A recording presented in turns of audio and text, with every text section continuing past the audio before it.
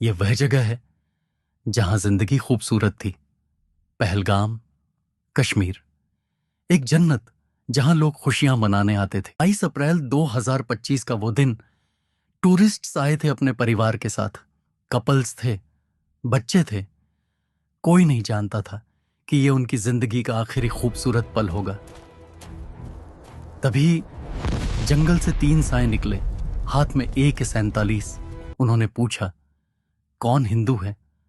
और फिर 26 निर्दोष को गोली मार दी गई, सिर्फ इसलिए कि वह अपने ही देश में घूमने आए थे। 22 अप्रैल के बाद भारत शांत था, लेकिन अंदर ही अंदर एक तूफान उठ रहा था। प्रधानमंत्री मोदी विदेश में कूटनीतिक दौरे पर थे, लेकिन वहीं से इमरजेंसी वॉर काउंसिल एक्टिवेट की गई, डिफेंस चीफ्स बुलाए गए, NSA अजीत डोभाल की मीटिंग्स शुरू हुई, सैटेलाइट्स सर्विलांस में लगा दिए गए और 15 दिनों में एक ऐसा प्लान तैयार हुआ जो पाकिस्तान की नींद हमेशा के लिए उड़ा दे। 7 मई 2025 रात के 1:05 इंडियन एयरफोर्स के पायलट्स अपने कॉकपिट में तैयार थे और इस रात एक ऐतिहासिक पहली बार हुआ। महिला पायलट्स भी इस मिशन का हिस्सा थीं। भारत की बेटियां रक्षा कर रही थी देश की। मिसाइल्स लोड थीं। 1:05 ऑपरेशन सिंदूर शुरू। अगले सिर्फ 25 मिनट में पाकिस्तान के 9 आतंकी ठिकाने मिट्टी में मिल गए। यह 1971 के बाद पहली बार था कि भारत ने पाकिस्तान के पंजाब प्रांत पर सीधा हमला किया। वह पंजाब जहां पाकिस्तान खुद को सुरक्षित समझता था, वहां ब्रह्मोस पहुंच गई। अब जानते हैं वे 9 ठिकाने कौन से थे? पहला, बहावलपुर, जैश-ए-मोहम्मद का हेडक्वार्टर।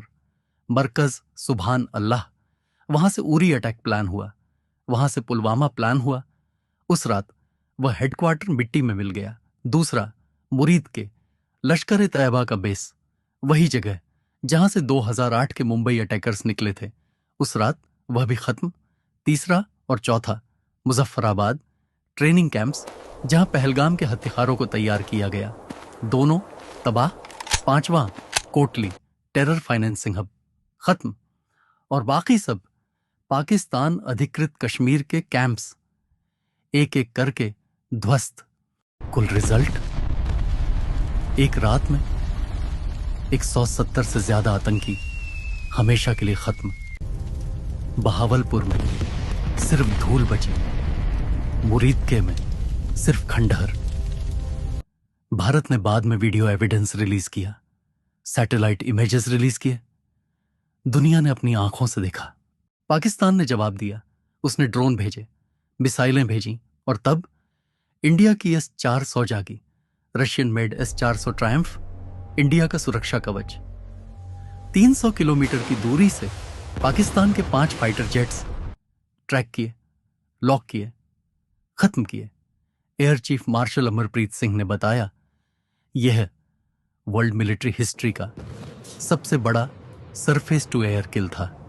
इतिहास में पहली बार पाकिस्तान के चाइनीज J-10C जेट्स इंडिया की S-400 के सामने कुछ नहीं कर सके। 9 और 10 मई को इंडिया ने और एस्केलेट किया। BrahMos missiles Pakistani air bases पर। सरगोधा डैमेज्ड। रहीम यार खान रनवे में एक 100 फुट का गड्ढा। पाकिस्तान को खुद एक हफ्ते के लिए वह रनवे बंद करना पड़ा। नूर खान एयरबेस बर्बाद। पाकिस्तान जो खुद को न्यूक्लियर पावर कहता था, उसने अपने ही देश में नो फ्लाई जोन डिक्लेयर करना पड़ा। सोचिए कितनी बड़ी हार थी। सुबह होती दुनिया जागी और दुनिया हैरान रह गई। BBC, CNN, अल जजीरा सब एक ही खबर चला रहे थे। इंडिया ने पाकिस्तान की सरजमीन पर सीधा हमला किया है। फ्रांस घबरा गया क्योंकि उनके रफाल जेट के गिरने की खबर आई।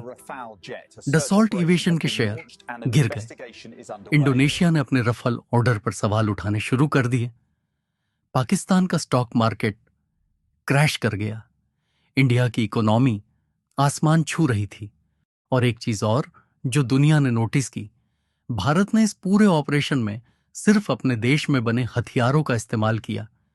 BrahMos made in India, S-400 air defence system Bharat में तैनात, आकाश तीर सिस्टम भारत का, सर्विलांस टेक्नोलॉजी भारत की, आत्मनिर्भर भारत बैटलफील्ड पर साबित हो गया। 12 मई 2025 सीज फायर अनाउंस हुआ। अमेरिका ने क्लेम किया हमने कराया, इंडिया ने कहा हमने खुद लिया फैसला। लेकिन दुनिया ने जो देखा वह था, इंडिया ने एक न्यूक्लियर आर्म्ड देश पर हमला किया, 4 दिन तक लड़ा और अपनी शर्त पर रुका।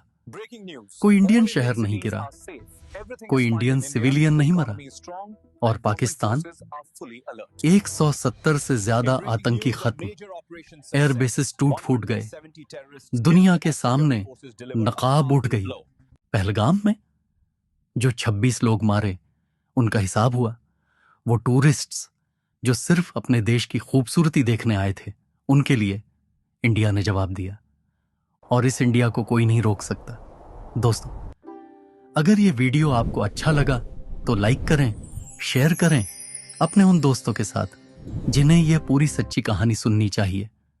सब्सक्राइब करें क्योंकि आगे और भी ऐसी कहानियां आने वाली हैं। कमेंट में लिखें ऑपरेशन सिंदूर के बारे में आपका क्या कहना है। जय हिंद।